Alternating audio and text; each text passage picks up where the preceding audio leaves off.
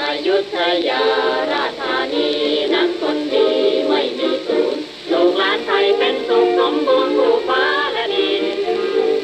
ไทยครั้งก่อนเรานั้นพร้อมกันเสียสละชีวิตบัดนี้มีคนดีในแผ่นดินสำคัญผู้ทวินนักใครยอมคนฟ้ามีบุญสงครามน้ำดีอยู่ผู้ชาติไทยสมัยสร้างไทยเสรีไทยเจริญสมบูรณ์สิทธิปวงชนทุกคนสามัคคีสุขสีใต้ร่มไทยร่ม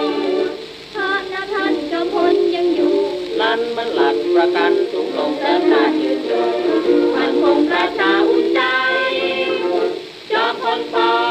พิบูลสงครามน้ำนี้อยู่ผู้ชาติไทยสืบไปชั่วนิจนิรันดร์จอมพลปพิบูลสงครามน้ำนี้อยู่ผู้ชาติไทยสมัยสร้างไทยเสรีไทยเจริญสมบูรณ์สิทธิปวงชนทุกคนสามัคคีสุขสีใต้ร่มไทยร่มพระนาท่านจอมพลยังอยู่ลั่นมันหลักประกันทุกลงเดินหน้ายืนยงมันคงประชาอุ่นใจจอมพลป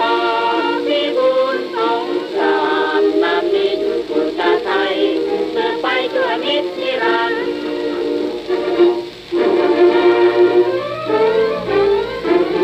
อยุธยาราชธานีนั้นคนดีไม่มีสูญลูกหลานไทยเป็นสุขสมบูรณ์